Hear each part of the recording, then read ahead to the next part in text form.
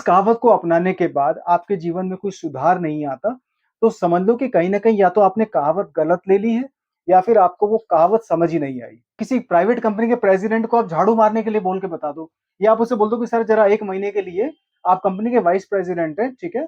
इंसानियत के point of view से 1 महीने तक आप अपने सारे एम्प्लॉइज़ को खाली चाय सर्व कर दीजिए, बस। कोई भी काम छोटा-बड़ा नहीं होता, ये पुरानी बात है भैया। छोटा काम छोटा होता है और बड़ा काम बड़ा होता है। इसलिए ये बड़े लोग छोटा काम नहीं करते। हर हर महादेव, जय बजरंगबली।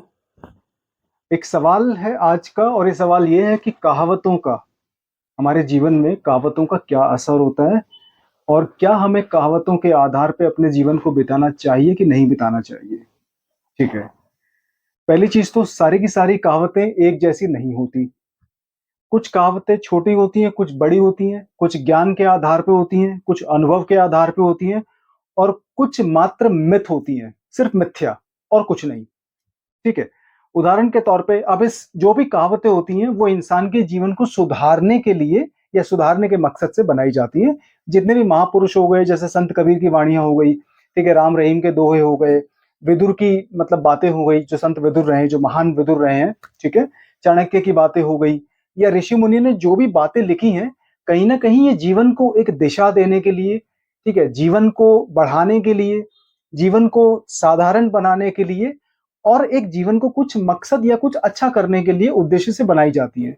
लेकिन कोई भी ऐसी कहावत जो आपके जीवन को छोटा करती हो, ठीक है? जो आपके जीवन को दिशाहीन बनाती हो, जिसको जिस कहावत को अपनाने के बाद आपके जीवन में कोई सुधार नहीं आता, तो समझ लो कि कहीं न कहीं या तो आपने कहावत गलत ले ली है या फिर आपको वो कहावत समझ ही नहीं आई, ठीक है? या हो सकता है वो कहावत कहीं न कहीं आउटडेटेड हो चुकी है, उस कहावत का आज के समाज में कोई लेना-देना नहीं है। ठीक है? मैं आपको कुछ बातें बताता हूँ जैसे कि आपका कोई भी काम छोटा-बड़ा नहीं होता, ठीक है?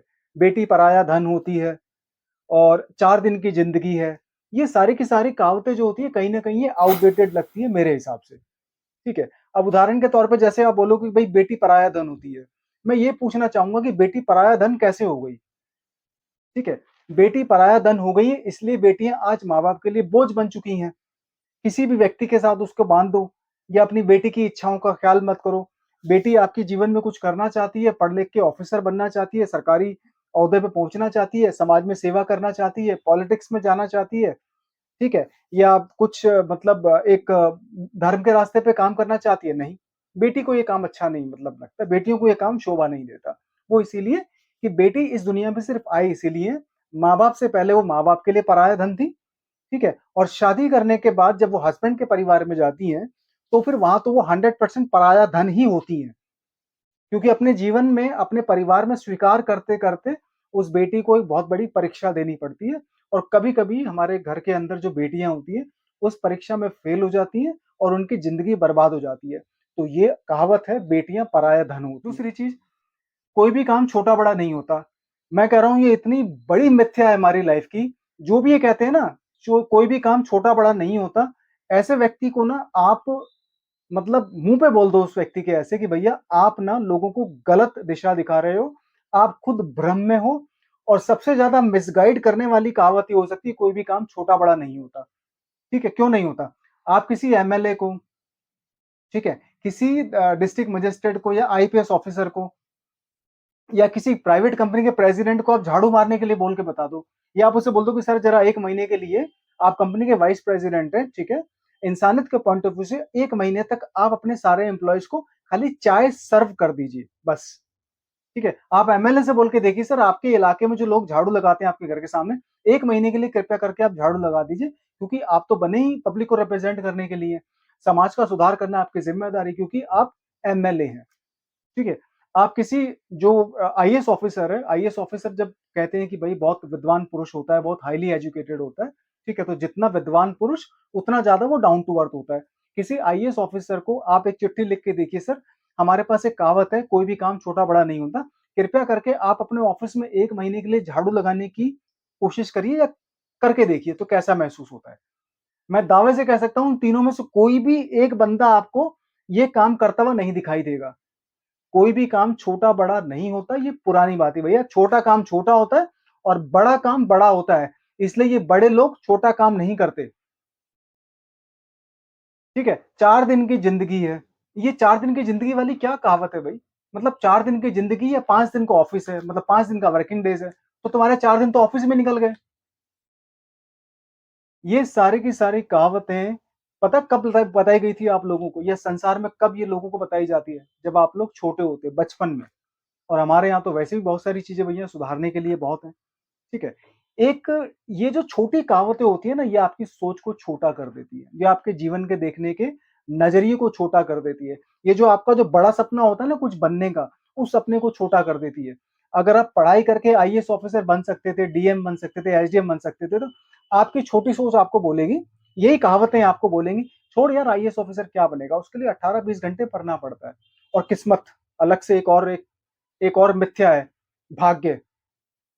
ठीक है? चाहे आप कितनी पढ़ाई कर लो, अगर 18 घंटे पढ़ लो, 20 घंटे पढ़ लो, लेकिन भाग्य साथ नहीं देगा तो आप आईएएस ऑफिसर नहीं बन पाओगे। ये अपने आप में एक ऐसा मिथ्या का एक रामबाण है, एक ऐसा ब्रह्मास्त्र है ये मिथ्या का, जो हर जगह लागू होता है। जो सिर्फ फेलियर इंसान कहते हैं अपनी लाइफ में कि इतनी मेहनत करने के बाद भी अगर सफलता ना मिले, तो भैया भाग्य है। ठीक है? और ये सारी की सारी मिथ्याएँ आपको उस वक़्त दी जाती है जब आपकी सूझबूझ उस लेवल की नहीं होती। ये ठीक उसी तरीके से होता है जैसे बेहोशी वाली अवस्था में किसी इंसान को ज़हर का इंजेक्शन लगा देना। उसे पता ही नहीं चलेगा कि इंजेक्शन किसने लगाया, कब लगा और उसकी मृत्यु हो गई। ऐसी कहावतों को अपने जीवन का सच मानकर जीने वाले व्यक्ति एक तरह से मुर्दा होते हैं, क्योंकि वो अपनी तो ज़िंदगी खराब करते-करते हैं। ऐसे लोग समाज के अंदर भी एक तबके की ज़िंदगी खराब करके मानते हैं। 4 लोग क्या कहेंगे? बेटी पराया धन होती है, ठीक है? और क्या कहते हैं आपका कोई भी काम छोटा-बड़ा नहीं होता और जो भी हो रहा है भाग्य के अनुसार हो रहा है, परमात्मा की इच्छा के बिना पत्ता नहीं हिल सकता, ये सारी की सारी चीज़ें मिथ्या हैं। आप पूरी ईमानदारी से, पूरी नैतिकता से, पूरे हार्ड वर्क के साथ किसी काम को करके तो देखो, परमात्मा खुद आपको सपोर्ट करेंगे। काम छोटे-बड़े होते हैं और बड़े काम में कोशिश करोगे तो बड़ा काम कर पाओगे। छोटा काम करोगे तो फिर छोटा ही रिज़ल्ट मिलेगा। लेकिन ये सारी की सारी चीज़ें आपके अंदर किसने डाली? क्या आपकी किस्मत आप जन्म से पैदा ले मतलब जन्म से आप ये लेके पैदा हुए थे कि हमेशा फेलियर रहोगे? ठीक है? आप जन्म से डरपोक होंगे, आप बड़े होके बहुत डरपोक इंसान बनोगे, रिस्क लेना नहीं सीखोगे। क्या आपको ये ऊपर वाले ने लिख के भेजा था? आपका जब जन्म हुआ था तो आपके जन्म के दौरान क्या परमात्मा ने आपके कान में बोला था कि सारी ज़िंदगी भैया ऐसी गरीबी वाली ज़िंदगी जियो, सारी ज़िंदगी तुम दुखी ही रहना, सारी ज़िंदगी तुम दबे हुए रहना और अपनी इच्छाओं को मार के इसी मतलब जीवन को ऐसे ही बिताना और ऐसे ही जीवन से चले जाना।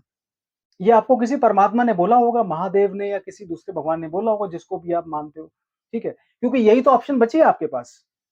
कुछ नहीं होता ना आप लोगों के पास तो एक ऑप्शन होती है, अपनी ज़िम्मेदारियों का ठीकरा उठा के किसी ऊपर फोड़ देना। कोई व्यक्ति नहीं मिलता, भगवान तो है ही बेचारे चलो, ठीक है? महादेव, भगवान विष्णु, भगवान कृष्ण, ठीक है? बजरंगबली जी, ये सारे के सारे देवता इसीलिए तो हैं। आपकी गलतियों का ठीकरा आप इनके ऊपर फोड़ दो, ठीक है? और यही आपको सिखाया गया है। भाग्य पे काम करना, अपने मन पे काम करना, बुद्धि पे काम करना, मेहनती बनना, ईमानदारी से काम करना, नैतिकता, चरित्रता और त्याग, इन चीज़ों को समझना तो आपको किसी ने सिखाया नहीं होगा। सिखाया भी होगा तो आपकी बुद्धि में घुसा नहीं होगा, ठीक है? अब आपकी बुद्धि में सारी की सारी बातें भगवान नहीं डालते भैया, ये सारी की सारी बातें ये समाज का स्ट्रक्चर आपके मन में डालता है। ये जो हमारा समाज का जो फैब्रिकेशन है, ये सारी की सारी चीज़ें बड़ी स्मार्ट तरीके से आपकी बुद्धि में डाली जाती हैं, ठीक है? आप अपने बारे में क्या सोचते हो? आप अपने बारे में क्या फ़ील करते हो? आप जीवन को किस नज़रिए से देखते हो? आपकी सोच का दायरा क्या है? आप कितना बड़ा रिस्क जीवन में ले सकते हो? और कितनी ईमानदारी से आप काम कर सकते हो? और कितने बेबाक तरीके से आप सत्य को बोल सकते हो? ये सारी की सारी चीज़ें जीवन में सीखनी पड़ती हैं। उसके लिए इन चीज़ों को सीखने के लिए आपको कहीं न कहीं अपनी सोच के दायरे को थोड़ा-सा खोलना पड़ेगा, थोड़ा-सा रिस्क लेना पड़ेगा, थोड़ा-सा आपको पढ़ना पड़ेगा, थोड़ा-सा ज्ञानी पुरुषों के साथ बैठना पड़ेगा, थोड़ा-सा अनुभवी लोगों को आपको सुनना पड़ेगा। बैठे-बिठाए कुछ नहीं होता, बैठे-बिठाए आपको कुछ नहीं मिलेगा जीवन में और अगर आप ऐसी ही प्रवृत्ति के व्यक्ति हैं कि बेटी पराया धन होती है, काम छोटा-बड़ा नहीं होता, ठीक है? तो भैया जीवन से आप शिकायत करना बंद कर दो और आपका जीवन ऐसे ही बीतेगा। तो फिर आप बोलोगे कहावतों का भैया ये असर होता है कि कहावतों ने मेरी ज़िंदगी मतलब खराब करके रख दी। और कहावतें खराब भी होती हैं, बेकार भी होती हैं। जब आप हो जाओगे 40-45 साल के तो आप बोलोगे इन कहावतों ने मेरी ज़िंदगी बर्बाद कर दी। लेकिन समाज में दूसरे व्यक्ति भी होते हैं जो बोलते हैं इन कहावतों की वज़ह से मेरे जीवन में कुछ बदलाव आया है। लेकिन कहावतें थोड़ी-सी बदलनी पड़ती हैं, ठीक है? और आप समझने की कोशिश करो, ये गरीबी में जीना, दुखी रहना, ठीक है? और क्या कहते हैं अपने भाग्य को कोसना, डर के जीना, भगवान ने आपको इसलिए कभी नहीं बनाया। कभी भी परमात्मा किसी भी जीवात्मा के अंदर ये बात नहीं डालता कि आप मर-मर के जियो, गरीबी में जियो, बुरे हाल में जियो, दुखी रहो, अपने आप को कोसो, अपने भाग्य को कोसो और अपनी खुशियों को दबाओ। ऐसी बहुत सारी चीज़ें जीवन में महसूस करते हैं हम लोग, लेकिन भगवान ने ये चीज़ें कभी नहीं दी। भगवान ने ये चीज़ें कभी मन में नहीं डाली। ये सिर्फ़ आपकी कमियों की वजह से आपके जीवन में आती हैं। आपकी बुद्धि में अगर ये विचार आते हैं तो आपकी वजह से आते हैं। आपकी लापरवाही की वजह से आते हैं और ऐसी मिथ्या वाली कहावतों को सच्चाई मानने के बाद ही जीवन ऐसी दिशा में जाता है। तो कहावतों को दोष देना बंद करो। अगर दोष देना है तो अपने आप को दो, अपनी कमियों को दो। अगर जीवन में बदलाव चाहिए तो भैया खड़े होके लड़ना पड़ेगा, सोच को बदलना पड़ेगा, थोड़ा-सा ज्ञान हासिल करना पड़ेगा, उस ज्ञान के ऊपर आपको अप्लाई करना पड़ेगा। तभी जीवन में बदलाव आएगा। नहीं तो फिर सारी ज़िंदगी कहावतों के भरोसे ज़िंदगी बिताते रहो, कुछ नहीं होगा बदलाव। हर हर महादेव! जय बजरंग